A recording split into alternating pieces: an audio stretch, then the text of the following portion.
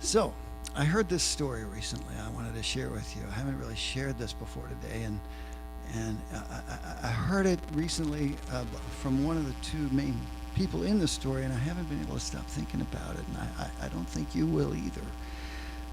And it takes place in Spain. It's about 20 years ago in northern Spain, in a very remote part of the country, not too far from the foot of the Pyrenees Mountains. There's a little village. And outside the village a ways is a little farm. And 20 years ago on this farm, a young couple gave birth to a baby boy, little Buddha. But after a very short time, they realized their little baby boy was blind and deaf. Now, this young couple was not educated. They were barely literate, and they had no idea what to do. They had no idea what services might be available, if any. And in addition to that, being very deeply Catholic, they felt that this was God's burden for them. This was God's chore for them. And that feeling was confirmed by their priest. So they did the best they could, which was not much. And they changed him, kept him changed, kept him fed the best they could, but they didn't have any idea how to communicate with him or how to teach him anything. When they went out to work in the fields during the day, they would carry him in a little carrying pack, a little sling, until he got to be about 2.5, and he was too big to do that all day long. And they had to decide what to do with him, and all they could think of to keep him from hurting himself was to put him in a bag, like a burlap bag, and hang him from a tree. Now, I'd like you to just imagine this little boy's universe for a second. In fact, I tell you what, let's just close our eyes for a second. Let's just close our eyes and imagine for a minute this little boy lives in a world that is completely dark. It's completely silent. There is no light. There is no sound. All there is the smell and the feel of his two parents and of the little hut-type dwelling they live in, and the occasional taste of food that they put in his mouth when it's time to eat. And that is it. That's his entire universe. He doesn't know that anything else exists. He has no conception of what's beyond those few smells and tastes. He can't ask for anything. And he spends several hours a day in a bag by himself that he can't get out of, hanging from a tree. And this goes on every day for about 5 years, till he's 7. Okay, open your eyes if you haven't. So that's his world. Now, in another part of Spain, about the time this young boy is 7, a young man who has just graduated with a degree in interpreting for the deaf somehow hears about this family and this boy in a bag. And he can't believe it. And he thinks, I have to do something. He doesn't know what, but he thinks, I have to do something. And he travels to that part of northern Spain, and he finds the village, and he finds the farm, and he finds the parents. And he talks to the parents, explains that he's an interpreter, and he says, I'd really like to try to help with your boy. Maybe teach him something. And they say, no. They don't think he can help. They don't think there's anything he can do. And this is God's burden for them. Well, this young man, this young interpreter, whose name is Tom, he doesn't give up. He doesn't stop. He keeps talking to these parents, and he goes back day after day after day after day after day. And finally, after about a month of trying to persuade them, he gets them to say, okay. They reluctantly agree to let him try. So Tom is in a position he's never been in, and he has no concept what to do. He's never worked with a blind person. He's never even worked with children at this point. But he knows he has to do something. And so he's racking his brain, trying to come up with ideas. And finally he comes up with an idea to give this baby boy, this 7-year-old boy, a teddy bear. And the boy loves the teddy bear. He's never had anything like it. And it's soft and it's fuzzy and it's warm. It's got a little face that he can feel. And he seems to know that it's his. And he absolutely loves this teddy bear. And after a few hours with this teddy bear, Tom takes it away from the boy and replaces it with his forearm. And this boy is furious. He's absolutely enraged. He's kicking, he's spitting, he's biting, he's hitting, he's screaming in his own primitive, primordial way. He can't stand it. I mean, he's basically a feral child anyway. And he is enraged. And after some time of rage, Tom gives the boy back the teddy bear. And the boy's happy again. And then after a few hours, he takes the bear away. Same response. Absolute fury. Eventually, he gives the boy the bear back. Well, this goes on for days, actually a few weeks, until finally, one day, this little boy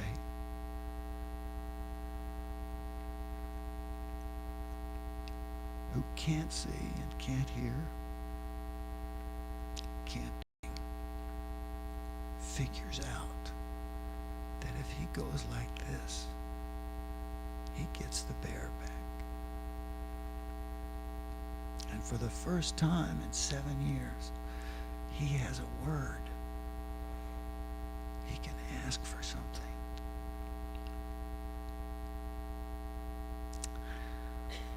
Well, today, this blind and deaf boy is 21. He just graduated from university with a degree in physical therapy. He lives in an apartment by himself. He has 2 interpreters that are paid for by the Spanish government. And with the aid of his interpreters, he can give presentations to groups like this. And Tom, the young interpreter for the deaf, has just moved to Kansas City to get married to a friend of mine. That's how I know the story.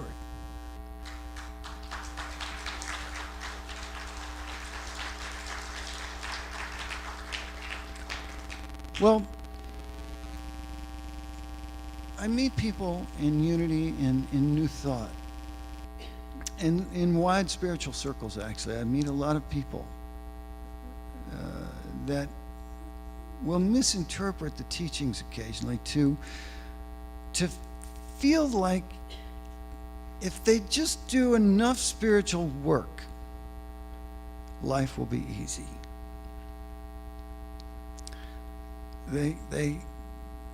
They'll just be able to cruise through. If they just do enough spiritual work,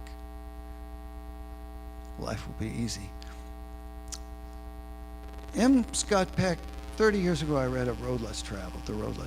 And in the very beginning of that book, Scott Peck says, actually, if you start from the premise that life is not supposed to be easy, everything makes a lot more sense.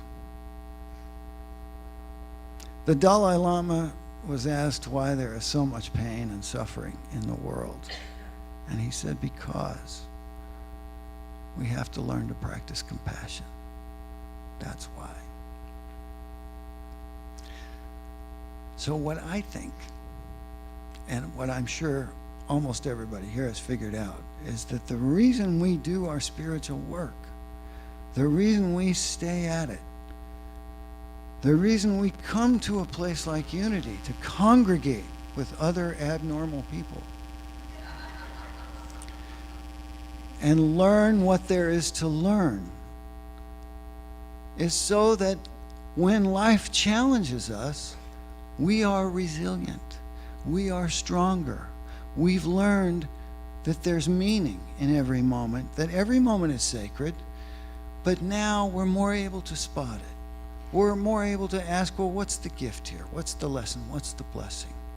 And eventually, maybe we're even able to make it fun, make it funny. Not every moment, obviously, but a lot of moments that are challenging can be reframed with humor. And we learn to celebrate music, dance. We learn to find the joy in the moment.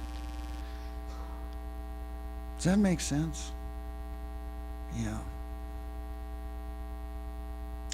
Sacred moments, yeah, sacred moments. They're all sacred. It's just a matter of really expanding your consciousness to be able to take it all in.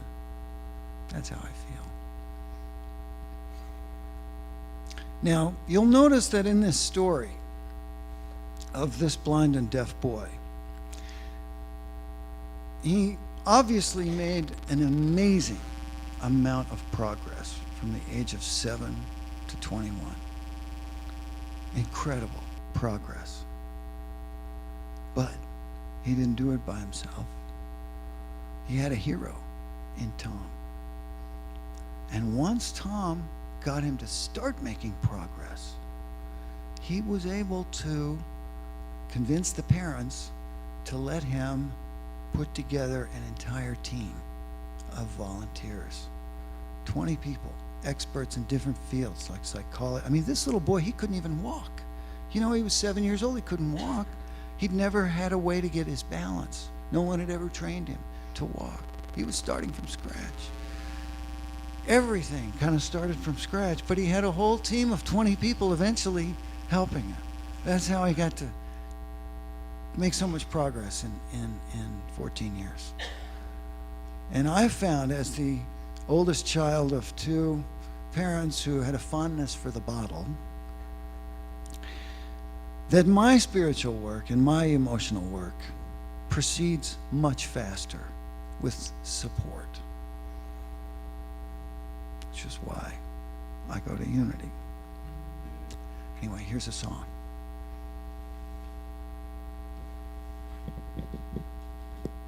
This song has a nice kind of sing-along chorus. And eventually, when we get to the second chorus, after you've heard it, the lyrics will be up there somewhere. And if you would like to sing along, I'd love to have that happen. This is called My Family.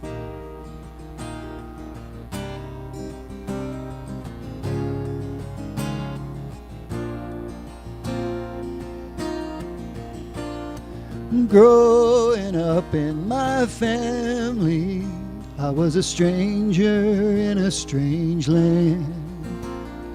Caught in love-hate, could not communicate, not for years could I understand.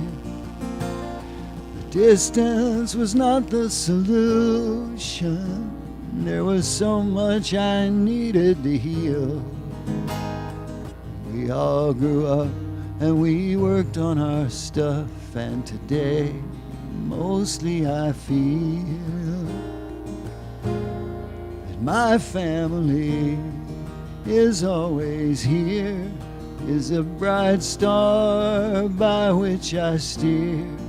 My family welcomes me back and lets me know when I'm starting to slack. And my family doesn't give up, doesn't let go when my going gets rough. My family lets me know with their love that I'll always be part of my family.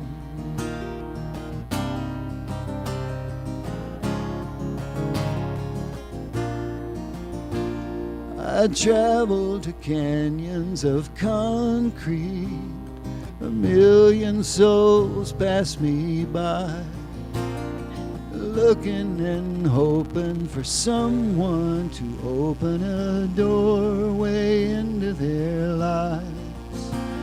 And the stars flickered on one by one, and the moon's love pulled on the sea. And I found an oasis of your smiling faces, and it's finally come home to me. And my family is always here, is a bright star by which I steer. My family welcomes me back and lets me know when I'm starting to slack. And my family doesn't give up, doesn't let go when my going gets rough.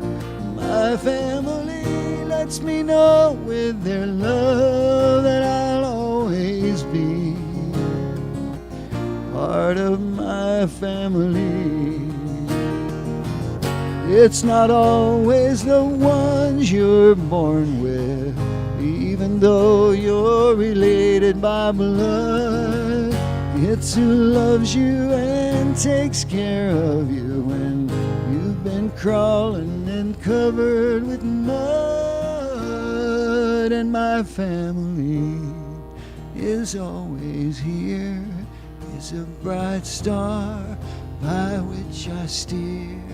My family welcomes me back and lets me know when I'm starting to slack. My family doesn't give up, doesn't let go when my going gets rough. My family lets me know with their love that I'll always be part of my family.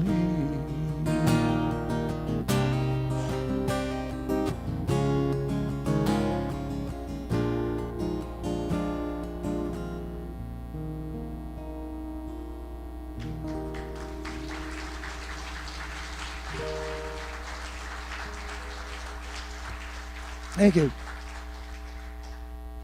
Thank you. So I'd love to just go into meditation now with some of those thoughts. As some of you might remember, when I'm here, I love to do this little chant that Michael Stillwater taught me. I get a lot of credit for this, writing this, because I recorded it a long time ago, but it's his song, and he should get the credit. It's very simple. It's called Heart of the Mother. It's a very simple two-part chant. We have a low part for the males. We have a high part for the females. We sing them together. It's magical. It's transformative. It's wonderful. It's very, very beautiful. And some of you probably remember it, right? Some of you know this, yeah. And so the rest of you, we're going to teach it quickly. Kimberly is going to come up and help me. And we'll start with the low part, the male part. It's very simple. It's 4 lines. They're almost the same. The first one is, I am one with the heart of the mother. I am one with the heart of love. I am one with the heart of the Father. I am one with God. Right? So the order is mother, love, Father, God. This is how it sings. If you know it, you can join in, help us teach it. So here we go. 1, 2, 3. I am one with the heart of the mother. I am one with the heart of love. I am one with the heart of the Father. I am one with God. Okay, so it's mother, love, Father, God. Here we go. 1, 2, 3. I am one with the heart of the mother. I am one with the heart of love. I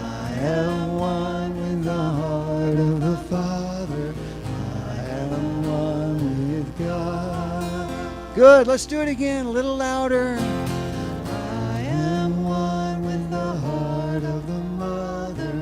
I am one with the heart of love. I am one with the heart of the Father. I am one with God. Excellent. Okay, that's the low part. Traditionally, the male part. Now, we have this beautiful high part. It's also quite simple. It's a Greek phrase. Now, some people tell me it's Latin, but whatever it is, it's not English.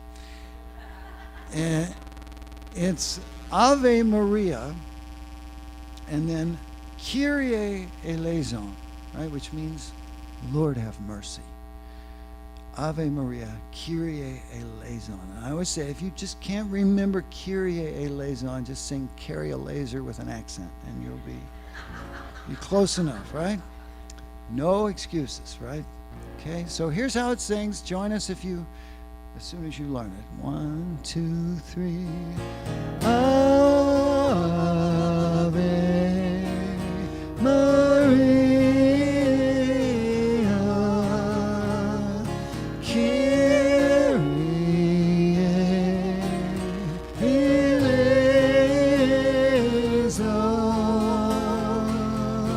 Let's all try it, ladies. Here we go. Wait a minute. God's calling. Okay. He hung up. I think he was just calling to say, sounds good. Yeah. All right. Ave Maria, Kyrie eleison. Come on, ladies. Here we go. 1, 2, 3. Ave Maria.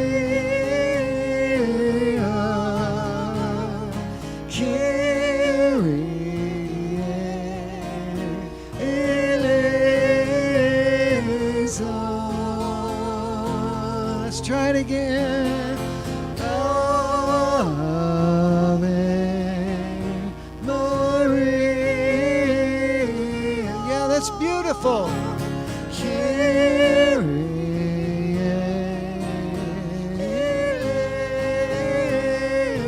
eleison. Oh, this is going to be great. Okay, so here's how it works. We will start with the men. We'll get that rolling, we'll lock it in, and then we'll bring in the Aves. By the way, Kimberly, as you heard, has this beautiful soprano voice. If you're not a soprano, you can still sing it at the lower octave or any harmony part you want. You know I wasn't singing it that high, so just go for whatever fits. Okay, so then we'll bring in the ladies. We'll do it a few times. We'll go into meditation. For meditation, I have a beautiful little prayer by Phillips Brooks, 19th century theologian, and a short little poem by Hafez, Sufi poet from the 1200s. So we'll have a really beautiful meditation, and then we'll come back with our chant, right? Okay, so men, we're up first, and we're outnumbered. I need all of you. I am one with the heart of the mother, love, Father, God. Ready? 1, 2, 3. I am one with the heart of the mother. I am one with the heart of love. Good. I am one with the heart of the Father. I am one with God. One more time, man. Let me hear you. I am one with the heart of the mother. I am one with the heart of love. I am one with the heart of the Father. I am one with God. Keep it going, man. Ladies, Ave. I am one with the heart of the mother. I am one with the heart of love. I am one with the heart of the Father. God. Same thing. I'm one with the heart of the mother. I am one with the heart of love. I am one with the heart of the Father.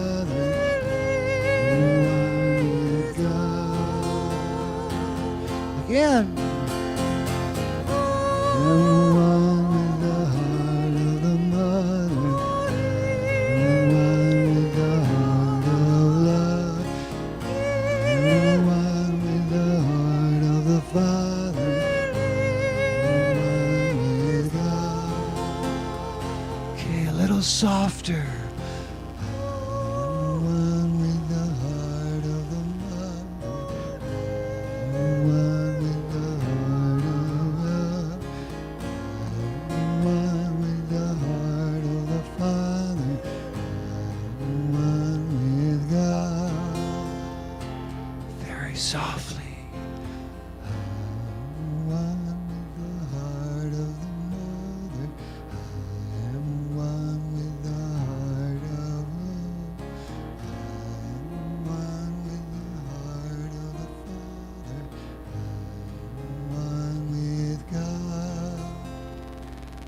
Just silently.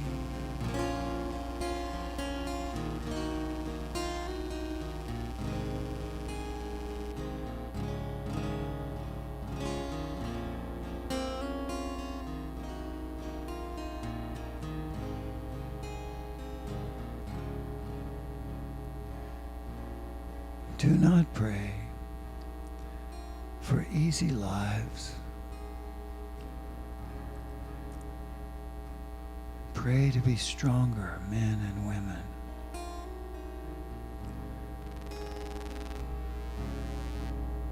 Do not pray for tasks equal to your powers.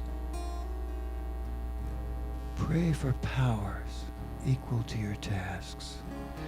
And then the doing of your work shall be no miracle, but you shall be a miracle. And every day you shall wonder at the richness of life which has come to you by the grace of God.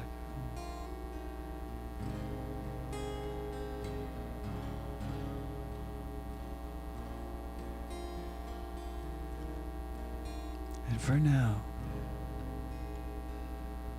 just rest. Just rest.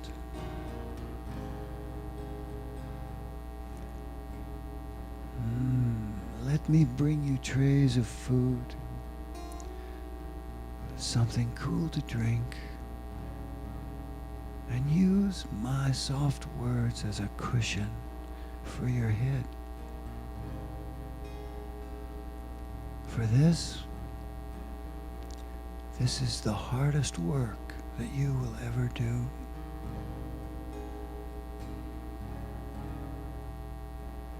This separation from God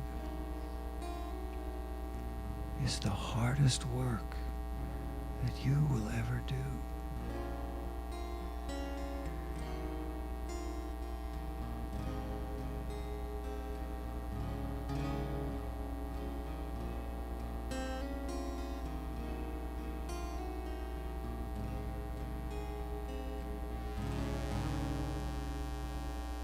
Now let's get ready to hum our parts together.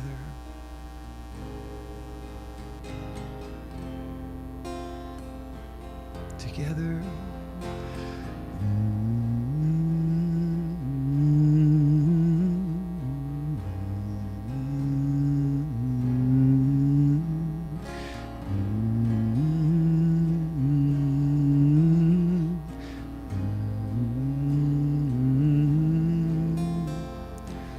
Sing softly. I am one with the heart of the mother.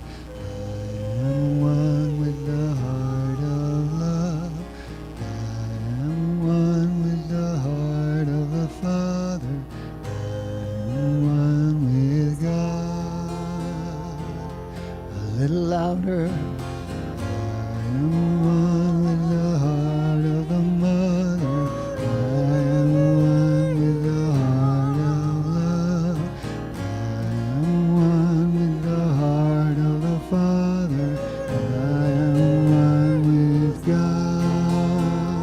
Okay, full voice now.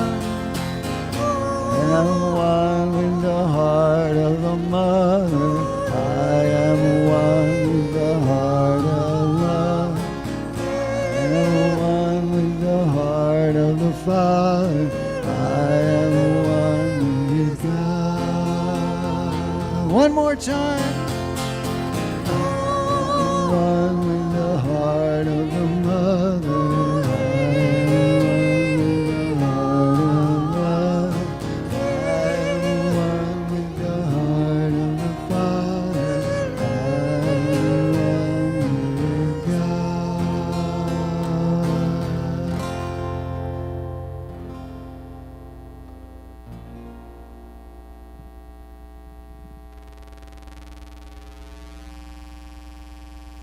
was great. Just give yourselves a little silent clap there. That was beautiful. I hope you got all filled up. I do that actually very selfishly because I get to hear it every week, and it fills me up.